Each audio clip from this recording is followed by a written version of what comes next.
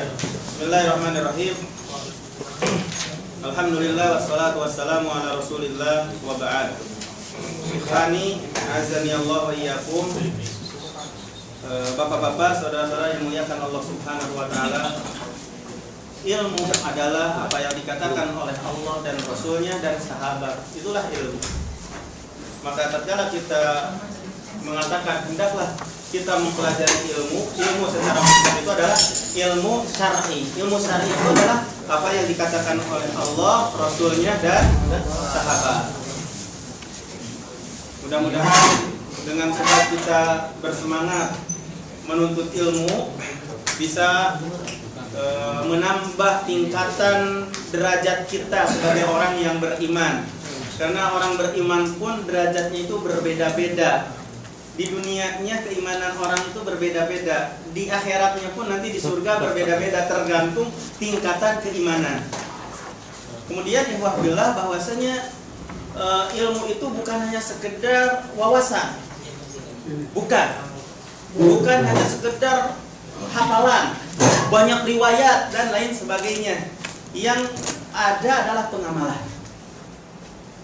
Itulah yang bermanfaat. Adapun dengan banyak kitab, banyak CD yang kita dengar tapi tidak diamalkan, enggak ada faedahnya. Jadi keilmuan yang kita dapat, yang kita serap, kalau kita mengamalkannya, itulah yang akan bermanfaat.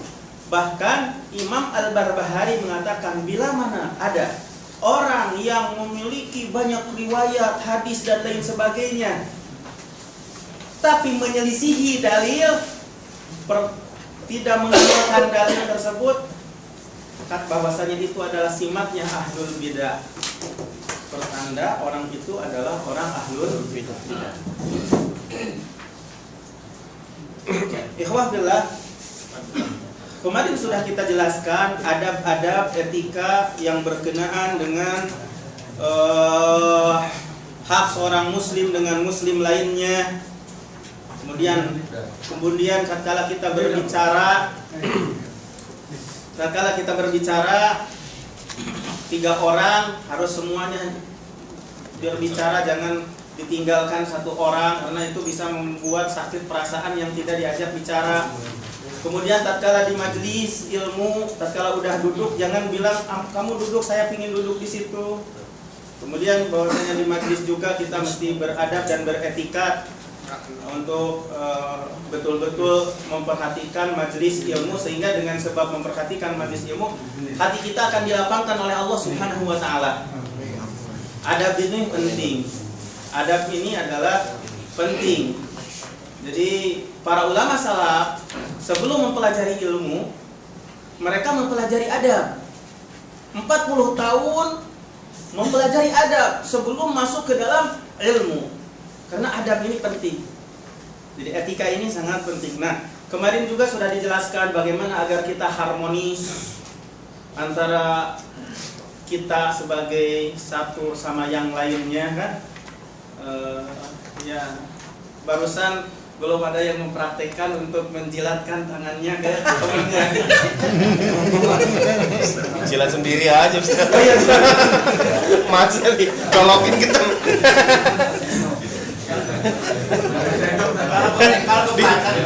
Dicolokin ke temennya, kalau nggak 22-10, 2-20. Ya barusan dikasih sendok jadinya nggak ada ininya. Oh gitu.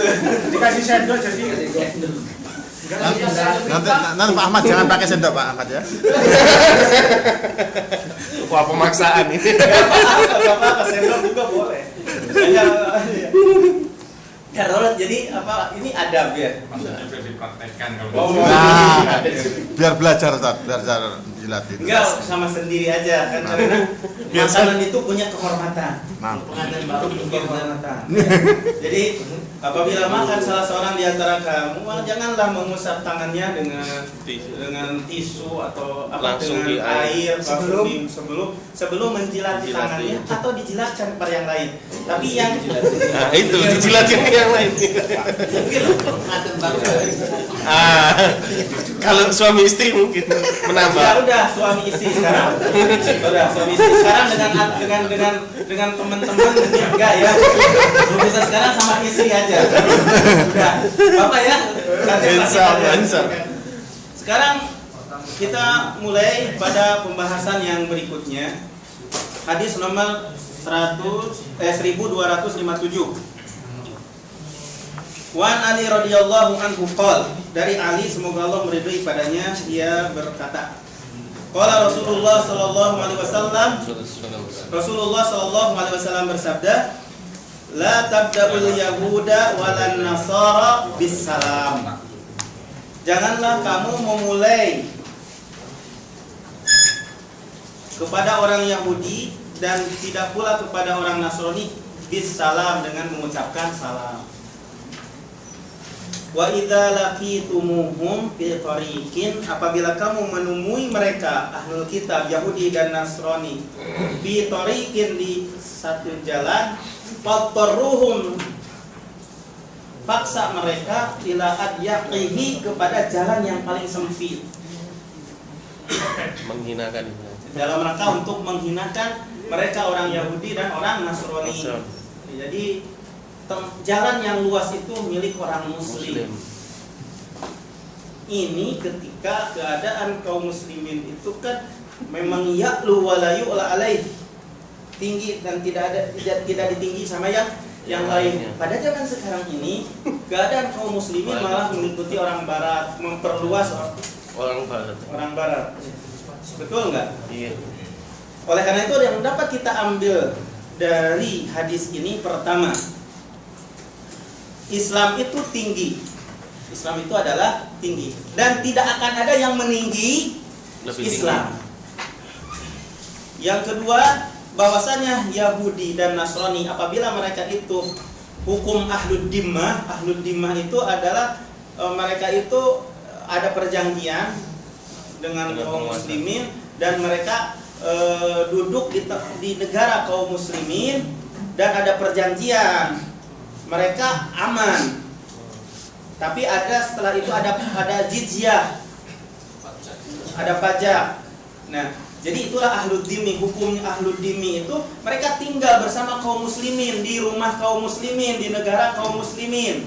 Jadi, seperti itu. Nah, jadi di sini dapat kita ketahui bahwasanya orang Yahudi dan Nasrani itu ada dalam penjagaan Islam, bila mana mereka itu adalah ahlud dhimmah, sudah ada perjanjian. Paham? Nah, berarti kan ini kan lalu lalang tuh, berarti bersama orang Yahudi pada waktu itu. Nah, tapi ada adab dan etika. Tatkala kita itu berhubungan hidup bersama orang Yahudi, la tabda'u, janganlah Anda yang memulai mengucapkan salam kepada orang Yahudi dan kepada orang Nasrani.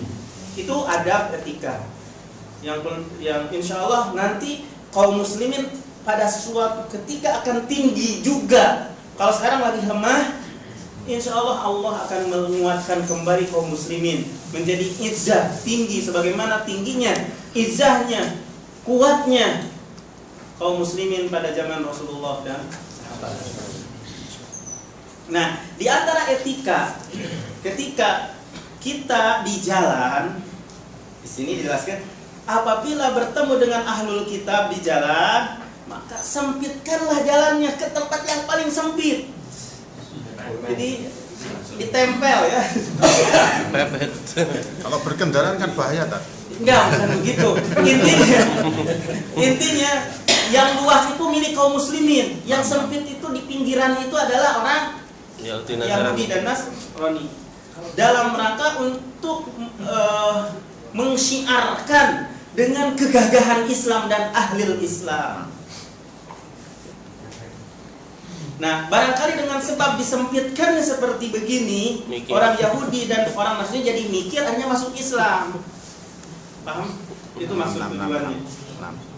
Kemudian hukum ini nggak ada pada saat sekarang ini disebabkan kelemahan Islam, disebabkan kaum muslimin mengikuti umat-umat kafirah. Iya, terbalik. Orang-orang barat, orang-orang kafir.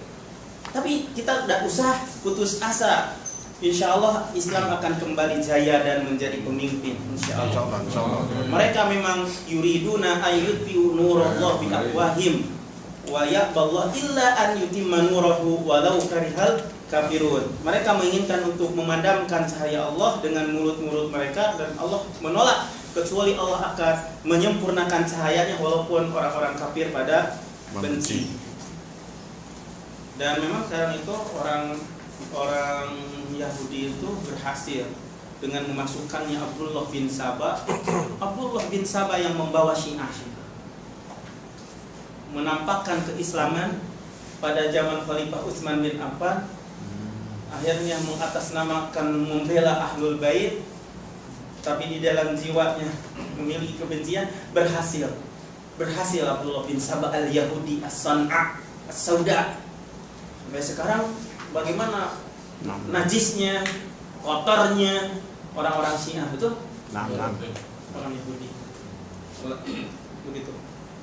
Tapi insya Allah akan memadam, walaupun mereka berupaya untuk memadamkan dengan mulut mereka, insya Allah tidak akan padam cahaya Allah. Insya Allah. Wa tilkal ayyamu nudawiluha bainan nas. Nanti akan ada pergantian. Dan memang sudah menjadikan sunnatullah bahwasanya orang yang menang akan diikuti. Sekarang orang kafir yang menguasai, disebabkan kaum muslimin yang ada di dalamnya kurang pertahanan dari sisi dalamnya, saling membenci antara satu dengan yang lain, saling membelakangi antara satu dengan yang lain, dan juga keimanannya keropos, terutama ketergantungan hatinya masih kepada sebab, bukan kepada Allah Subhanahu wa ta'ala. Makanya kalau seandainya menginginkan kejayaan kembali, Allah berjanji akan menjadi jaya kembali tatkala imannya yang mantap dan banyak beramal soleh. Walaupun dari segelintir orang yang beriman dan beramal soleh, akan tetapi insya Allah akan menjadi kokoh dan kuat. Jadi ini tugas bagi para tulabul ilm, penuntut ilmu seperti saya, para ustadz dan lain sebagainya, para ulama. Inilah penanaman kemantapan keimanan, dan jangan tergiur dengan keadaan kekuatan secara materi. Karena yang memenangkan adalah bukan materi, Allah. Ya. Itu diantara faidah yang dapat kita ambil. Jadi hukum-hukum yang sekarang yang barusan disebutkan, jangan memulai mengucapkan salam kepada orang Yahudi dan Nasrani, itu kayaknya sekarang ini keadaan Islamnya yang masih lemah, tidak bisa diamalkan. Tapi insya Allah pada suatu ketika akan kembali lagi seperti itu. Terus hadis ini faedahnya itu larangan, sekali lagi larangan untuk memulai kepada orang Yahudi dan kepada orang Nasrani mengucapkan salam. Karena sekarang itu banyak kan orang-orang kafir pada kerja di sini. Nah, perlu kita tatkala sama orang kafir, jangan kita mulai kita mengucapkan salam. Itu dilarang. Gak boleh kita mengucapkan Assalamualaikum warahmatullahi wabarakatuh kepada orang Yahudi, gitu.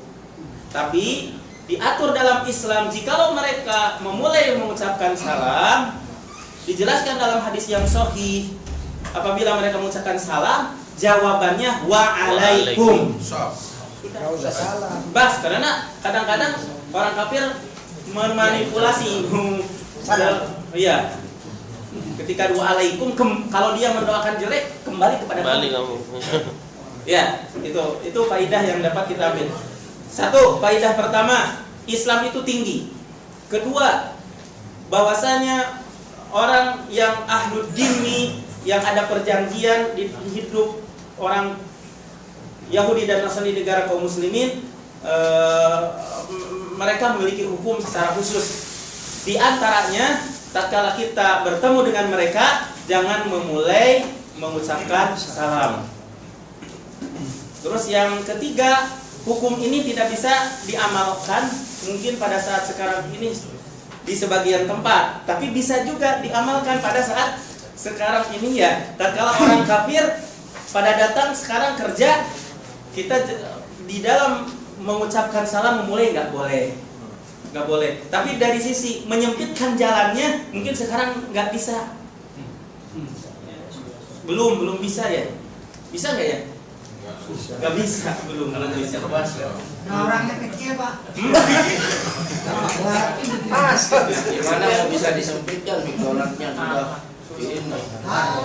Mungkin gini, apa berkaitan dengan Itu maksudnya yang dimaksud sistem ya, aturan seperti jurkam pemilihan pemimpin Islam. Enggak. Tetap ini yang tentang masalah salam nih. Tentang masalah salam yang berhadap-hadapan sekarang. Tentang permasalahan muamalah dengan orang kafir, nggak apa-apa. Dari dulu juga nggak masalah itu. Jadi sekali lagi dengan adanya seorang ini kan kita jadi bagaimana gitu pandangannya. Itu dari dulu juga muamalah itu tentang masalah keduniaan itu nggak apa-apa. Memanfaatkan mereka. Ya, tapi jangan sampai jadi kalah gitu aja. Jangan sampai kita dipimpin mereka, Pak. Iya. Jangan sampai Ahok. Ya, kembali ke hadis berikutnya. Pesan politik. Ya. An Ali radhiyallahu anhu, dari Ali semoga Allah meridai kepadanya. Anin Nabi sallallahu alaihi wasallam qala, dari Nabi sallallahu alaihi wasallam dia bersabda, "Idza atasa ahadukum, apabila bersin salah seorang di antara kalian, falyaqul, hendaklah dia membaca alhamdulillah, segala puji bagi Allah. Wal yaqul lahu akhuhu, saudaranya menjawabnya, yarhamukallah, semoga Allah merahmati kepadamu. Fa idza qala lahu yarhamukallah, apabila dia mengatakan yarhamukallah, fal yaqul lahu, katakanlah kepadanya, yahdikumullah wa yuslihu balakum, semoga Allah memberikan hidayah kepada kamu dan memperbaiki keadaanmu. Jadi ini merupakan anjuran istahabba. Jadi dianjurkan bagi yang bersin untuk mengucapkan alhamdulillah, itu faedah yang pertama. Jadi dianjurkan bagi yang bersin untuk mengucapkan alhamdulillah. Yang mendengarnya untuk membaca yarhamukallah. Lalu baliknya lagi yahdikumullah wa yuslihu balakum. Dijelaskan di dalam kitab Adab Asy-Syar'iyyah, ya, orang yang bersin menunjukkan dia itu sehat badannya dan pencernaannya. Dan ibu itu, maka selayaknya bagi dia untuk mengucapkan alhamdulillah. Terus di dalam Sahih Bukhari, sesungguhnya Allah mencintai yang bersin dan membenci yang menguap. Iya, membenci yang menguap. Kenapa? Karena yang bersin menunjukkan gesit, badannya ringan, dan yang menguap menunjukkan apa? Badannya berat, pinginnya istirahat. Makanya begitu. Dicintai bersin, dibenci menguap.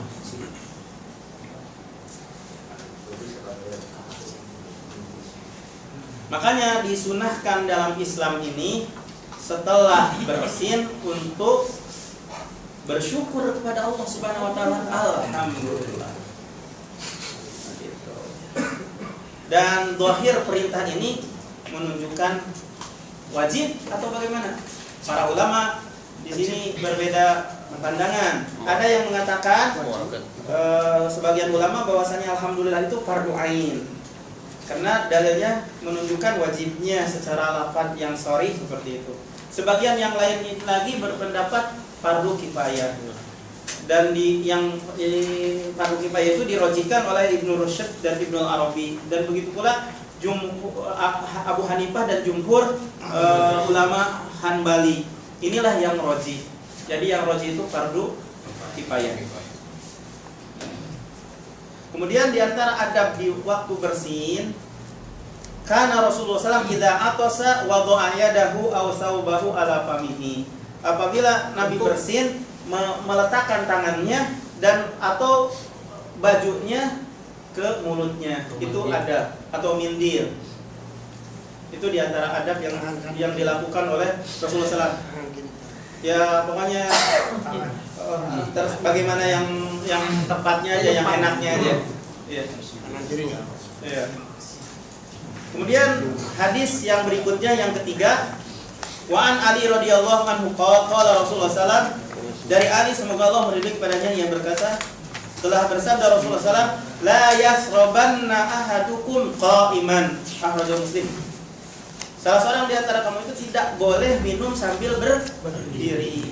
Apa yang dapat kita ambil dari hadis ini? Bahwasanya hadis ini menunjukkan larangan minum sambil berdiri, asal dalam larangan itu haram. Ini adalah pendapat zahiriyah haramnya minum sambil berdiri. Adapun jumhur membawa hadis ini bahwasanya minum berdiri itu menyelisihi yang paling utama. Karena ada dalil lain di dalam Sahih Muslim bahwasanya Nabi Shallallahu Alaihi Wasallam pernah berdiri minum air zam-zam. Ya. Jadi membawa hadis ini menyelisihi yang paling utama, karena Nabi SAW pernah berdiri ketika minum air zam-zam. Dalam Sahih Bukhari juga bahwasanya Ali radhiyallahu anhu pernah berdiri minum. Kemudian dia berkata, aku melihat Rasulullah SAW melakukan hal itu, maka aku pun melakukannya. Jadi dari sini diambil kesimpulan bahwasanya larangan itu bukan menunjukkan haram. Nah, jadi oleh sebab itu bahwasanya kesimpulan yang perlu kita perjelas lagi, adanya perbuatan Rasul berdiri ketika minum air zam-zam menjelaskan tentang bolehnya berdiri dan tidak diharamkan, dan larangan itu karena benci atau meninggalkan yang paling utama. Tapi tetap yang utama itu adalah minum sambil duduk. Jadi makanya kembali yang utama adalah bukan haramnya, tapi menyelisihi yang utama. Karena Nabi SAW pernah berdiri minum, menunjukkan bolehnya sambil berdiri. Tak kala apa? Dibutuhkan.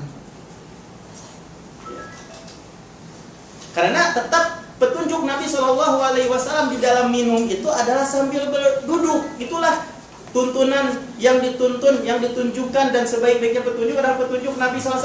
Nabi SAW itu selalu duduk biasanya. Betul, iya, sahih.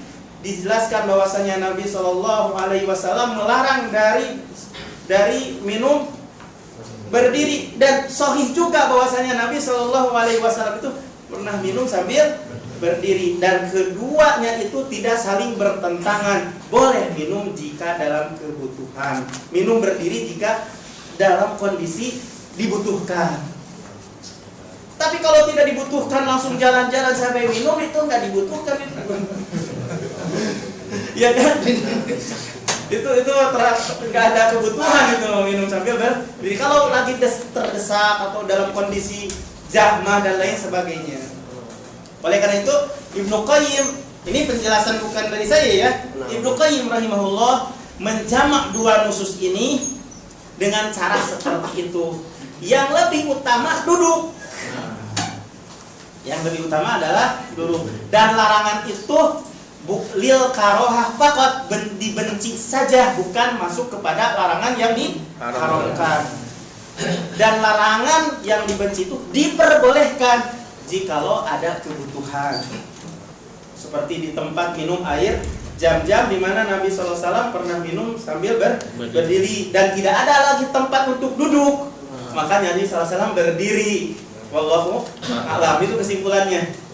Bagaimana? Ya kayak di Safa Marwah juga itu kan. Sulit kan? Juga. Memang berdiri semua. Semua berdiri, iya, seperti itu. Ada yang berpendapat karena menghormati zam-zamnya itu. Itu kan khusus zam-zam. Ada yang berpendapat seperti itu. Ya. Ada yang berpendapat karena tidak ada tempat untuk duduk. Gimana kalau kita kajian Makanya jalan minum air zam-zam juga ditendang? tetap aja kalau seandainya masih ada leluasa untuk duduk. Ada keluasaan untuk duduk ya. Tapi kalau seandainya nggak mungkin berdiri. Jadi menjamak antara dua hadis tersebut. Mengamalkan dari sisi adab dan etika ya. Karena pernah Rasulullah SAW melarang dengan perkataan, tapi di suatu waktu Rasulullah SAW melakukan dengan perbuatan sambil berdiri. Lihat sikap. Maka dijamak oleh Ibnu Qayyim bahwasanya larangan tersebut adalah dibenci saja, tapi tatkala dibutuhkan diperbolehkan. Wallahu a'lam. Ada dalil yang mengatakan ulu makol makan apa misalnya, karena seperti orang di sawah kan ada tempat duduk minum gitu, orang kan nggak boleh duduk, nah Iya. itu apa? Bisa di sawah juga. Di sawah juga nggak apa-apa ditentukan. Iya. Ini lagi hujan misalkan. Iya, masa jadi hujan-hujanan. Lagi nyarikan di sungai gitu. Iya, boleh. Boleh. Iya. Boleh. Ya, kayaknya udah segitu aja dulu penjelasan tentang hadis, cukup 3. Yang terpenting kan ada tambahan ilmu. Ada sesi Biar tanya nggak jawab. terlalu puyeng. Ada tanya Ustaz. Ustaz, maaf, tolong jelaskan sedikit tentang nahunya ini. Tentang nahu. Iya. Ada yang bisa mengajar nahu di sini? Di sini? Jadi haus dengan ilmu nahu jadinya? Enggak, bukan, cuman Apa yang mana, Pak? kalimat yang ini apa? Yang mana, Pak? Yang ini Satu-satu, ada, yang kita ini. satu-satu. La yasrobanna. Enggak, dari awalnya ini nyawaan Ali. Oh, Utama. bukan waktunya. Sedikit saja Ustaz. Ah. Supaya jangan itu. Mendingan ke permasalahan hadisnya. Enggak, nanti aja pelajaran khusus, Pak. Belajar nahu. Ilmu nahunya. Kalau kita disebutkan wa, huruf a, Nah, itu. huruf jar, ali, jar dengan sebab an, kadang kasroh, terlalu lama, Pak. Maksud saya sedikit. Iya, boleh. An itu huruf jar, ali kenapa kasroh? Karena dimulai dengan huruf jar, makanya an aliyin. Majrur. Majrur. Itu huruf apa? Waw itu waw lil ibtida ini. Waw untuk permulaan di dalam hadis ini wa. Jadi kalau di tengah itu waw atas, kalau di awal jadi waw permulaan. Wallahu alam. Segitu aja dulu ya, Pak ya. Ya. Ya. Ustaz ini berkaitan tadi dengan tauhid Ustaz. Iya. Saya kurang begitu paham. Tentang tauhid ya. Iya. Ini barang siapa yang merealisasikan tauhid atau dengan semurni tauhid, insya Allah masuk jannah tanpa hisab. Dan ini berarti siapapun ini kan tidak terbatasi. Siapapun, iya, Nah, siapapun. jadi mungkin bisa jutaan, mungkin 1,5 juta. Bagaimana dengan dalil yang menjelaskan terbatasi dengan 70.000 yang masuk surga tanpa hisab Kan itu ini Ustaz? belum dijelasin pekan depan. Oh,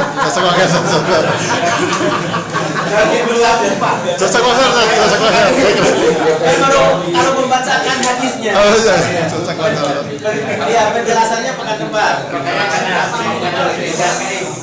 Ada pertanyaan? Jadi kalau diambil dari ilmu NKRI itu kayaknya dikatakan kalau kita menjauh dari orang-orang yang syirik dan kita harus borok, ini berarti kita tidak adab. Menurut mereka itu bagaimana? Berarti kita tidak punya ilmu. Jadi gimana? Berarti yang punya ilmu itu kita yang harus menjauh dari orang-orang syirik, atau yang kita mendekati. Kan di sini kan kita harus menjauh. Kalau kita menjauh, kita bagaimana dakwahnya kalau kita menjauh? Pancasila. Jadi kita lihat ya. Mereka itu beradab. Ya, wajib menjauhi dari